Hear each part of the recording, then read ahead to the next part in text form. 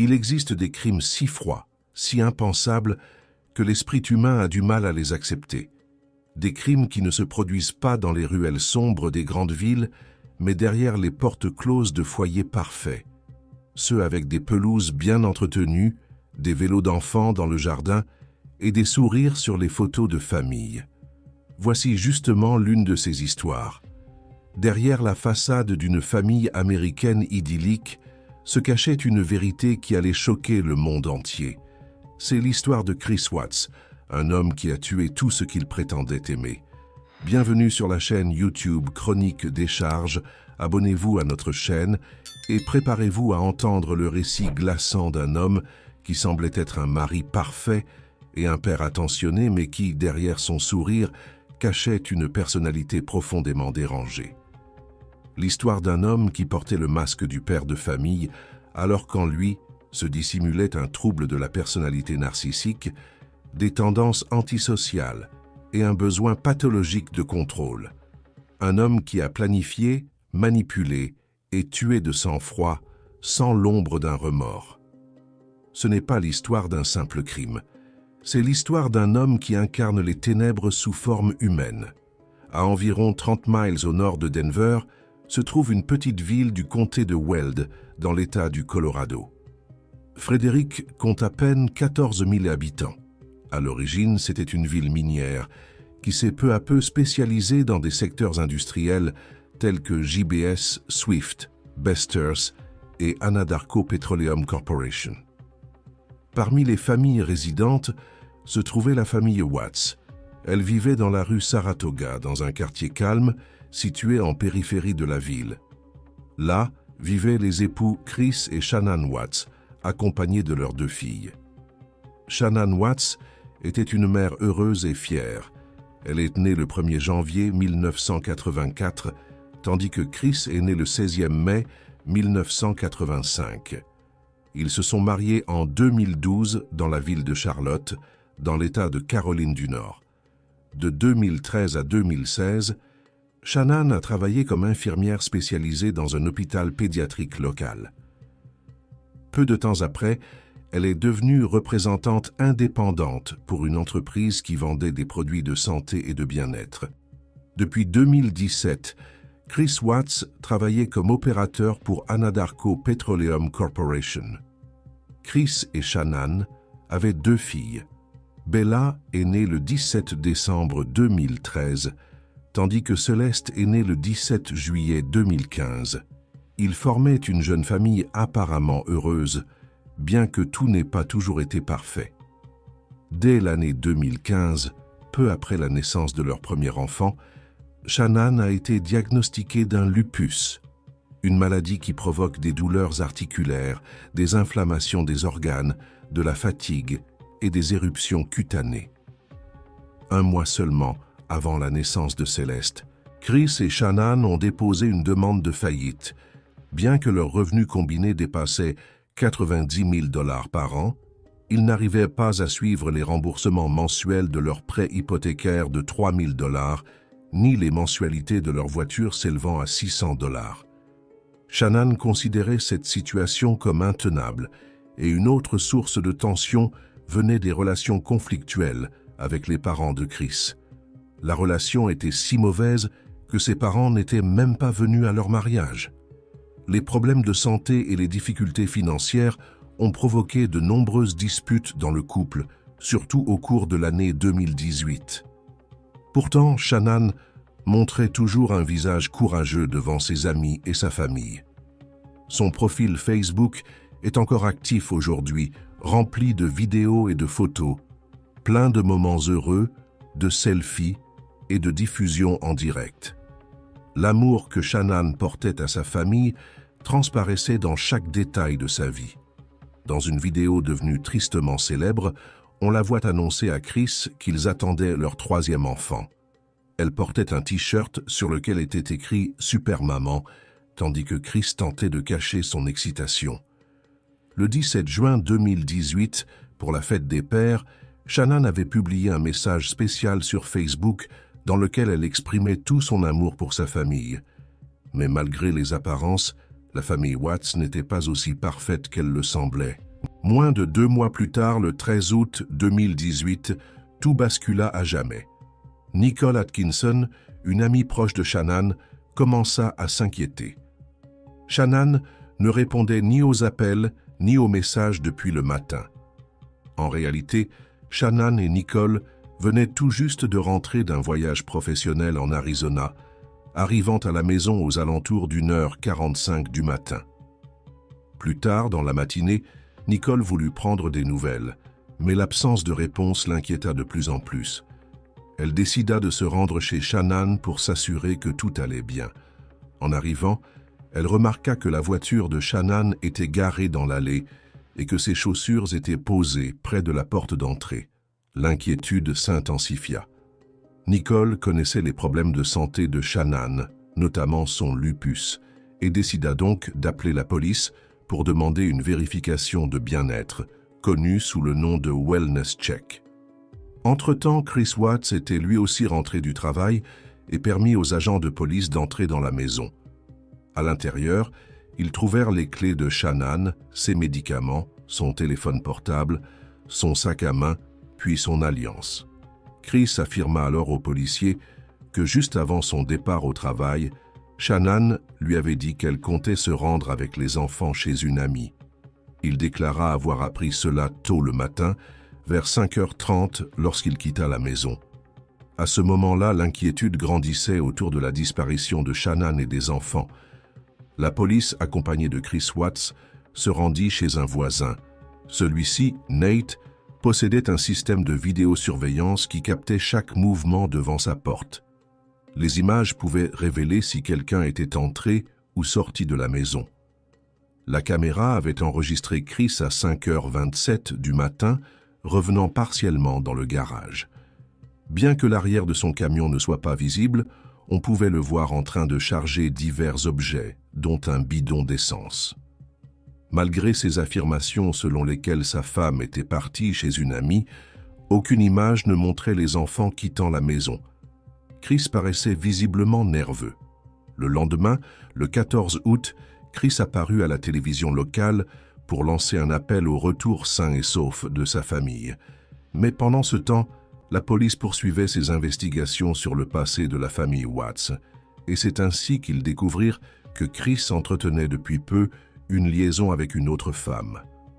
Lors d'une interview, Chris nia toute implication avec une autre femme, mais la police avait déjà interrogé sa maîtresse, Nicole Kessinger, qui confirma leur relation entamée quelques semaines plus tôt. Les détectives remarquèrent également que Chris avait contredit son précédent alibi. Avec 2 mensonges avérés, la police décida de lui faire passer un test au détecteur de mensonges, qu'il échoua lamentablement. « Je sais que tu n'as pas réussi le test », lui dit un enquêteur. « Respire profondément. Il y a une raison pour laquelle tu te sens mal. Nous ne sommes pas là pour jouer. Nous voulons juste savoir ce qui s'est passé. » Face à l'échec du test, les détectives intensifièrent les questions sur sa liaison, sur les enfants et sur ses émotions refoulées. Sous pression et sans histoire cohérente, Chris finit par avouer avoir tué Shannan Watts. Il affirma que c'était un crime passionnel, prétendant que Shannan avait tué leurs enfants et qu'il avait alors tué Shannan. Mais cette version était également fausse. 3 mois plus tard, avant même le début du procès, Chris avoua qu'il avait lui-même tué ses 2 filles. Le 19 novembre 2018, Chris Watts fut condamné à 5 peines de prison à perpétuité sans possibilité de libération conditionnelle. Il reçut 2 peines à perpétuité pour chacune des victimes, la sentence ayant été prononcée le même jour. La veille du drame, Shannan avait remarqué une activité inhabituelle sur le compte bancaire commun qu'elle partageait avec Chris. Elle constata qu'une dépense de plus de 60 $ avait été effectuée dans un restaurant local la veille au soir, le 11 août. Cela la surprit car Chris lui avait dit qu'il devait jouer au baseball avec des amis ce soir-là. Une amie de Shannan soupçonna aussitôt quelque chose. Connaissant bien les prix de ce restaurant, un bar sportif nommé Lazy Dog, elle affirma que le montant dépensé correspondait sans doute à un dîner pour deux. Dans l'esprit de Shannan, l'alarme avait commencé à sonner. Chris avait très probablement une liaison. Dans de futures interviews, Chris avoua lui-même qu'au moment du retour de Shannan à la maison, il était déjà en couple avec une autre femme. Cette nuit-là, Shannan était rentrée chez elle aux premières heures du matin, entrant dans la chambre où Chris dormait. Peu après, ils eurent un rapport sexuel avant de s'endormir. Mais au petit matin, vers 4 heures, Chris réveilla Shannan et lui avoua qu'il avait une liaison et qu'il voulait divorcer. Cela provoqua une violente dispute entre eux, au cours de laquelle Shannan devint furieuse. Chris perdit alors le contrôle. Il monta sur elle alors qu'elle était allongée dans le lit, lui attrapa le cou et l'étrangla jusqu'à ce que mort s'ensuive. Peu après, leur fille aînée, Bella, entra dans la chambre. Elle demanda ce qui n'allait pas avec sa mère. Chris lui répondit que sa maman était malade, mais qu'elle irait bientôt mieux. Il enveloppa ensuite le corps de sa femme dans un drap et le descendit dans les escaliers, pendant que Bella et Céleste étaient déjà réveillées. Chris mit alors Bella et Céleste dans son camion. Le corps de leur mère était placé sur le plancher du véhicule, juste à côté d'elle. Ils roulèrent ensuite pendant près d'1 heure jusqu'au site pétrolier 319 où Chris travaillait régulièrement. Une fois sur place, Chris tua d'abord Céleste puis Bella. Après les avoir assassinés, il jeta les corps de ses filles dans 2 réservoirs séparés du site pétrolier. Après s'être débarrassé des corps, Chris se rendit simplement à son travail pour commencer sa journée. En chemin, il fit même une recherche sur Internet concernant les paroles de la chanson « Battery » du groupe Metallica, dont les paroles disent notamment « Tu ne peux pas tuer la famille ». Au cours de la matinée, Chris passa plusieurs appels téléphoniques. L'un d'eux fut adressé à l'école maternelle de ses filles pour les désinscrire officiellement. Peu après, il envoya un message à sa maîtresse avec laquelle il entama une discussion sur leur avenir commun. Après avoir avoué à la police le meurtre de sa femme et de ses 2 filles, Chris indiqua l'endroit où il avait dissimulé les corps. La police retrouva également les draps dans lesquels il avait enveloppé le corps de Shannan avant de l'enterrer. Concernant le mobile de ces crimes, il s'est avéré que Nicole Kessinger, la maîtresse de Chris, ignorait que sa femme faisait toujours partie de sa vie, et encore moins qu'elle était enceinte d'un 3e enfant. Nicole croyait que Chris et Shannan étaient en instance de divorce. Chris avait menti sur toute la ligne. Sa relation avec Nicole avait commencé vers la mi-juin de cette année-là.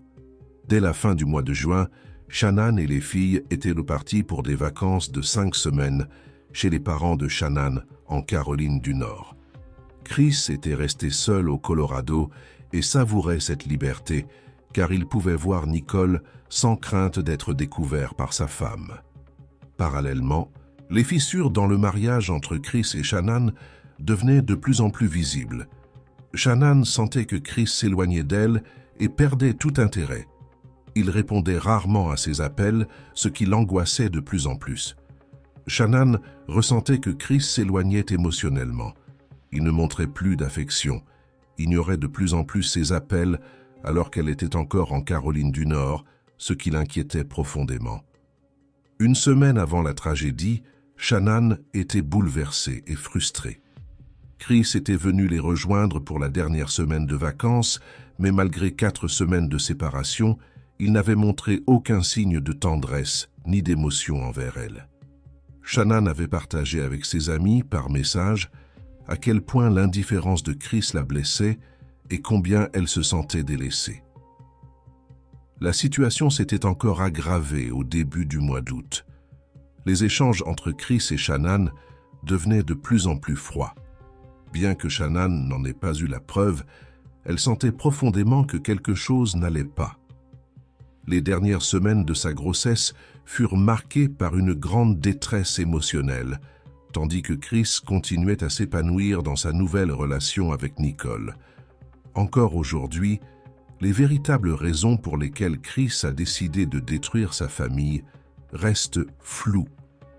Le motif le plus probable semble être purement égoïste. Il voulait commencer une nouvelle vie sans responsabilités émotionnelles ou financières, sans passer par un divorce, un partage des biens et toutes les complications associées. Dans l'un de ses entretiens en prison, Chris Watts a reconnu qu'il avait prémédité le meurtre de sa famille. Il a déclaré que tout s'était déroulé trop rapidement et que plusieurs de ses actes avaient été impulsifs, sans réflexion, y compris le moment où il avait étranglé ses propres filles. Avec la peine qui lui a été infligée, Chris ne quittera jamais la prison. C'est là qu'il finira ses jours. La maison familiale des Watts, située au numéro 2825 de Saratoga Trail, est restée vide depuis les meurtres. La propriété fut rapidement mise en vente à un prix supérieur à 600 000 $, mais aucun acheteur ne manifesta d'intérêt à ce prix. Après un certain temps, elle fut retirée du marché. En prison, Chris a confié dans des interviews combien il détestait les fêtes. Pour lui, il n'y a plus de repas en famille, ni de chaleur d'un foyer, seulement de la dinde insipide et des pommes de terre dans une cellule. Noël en prison a remplacé ce qui fut autrefois un foyer familial.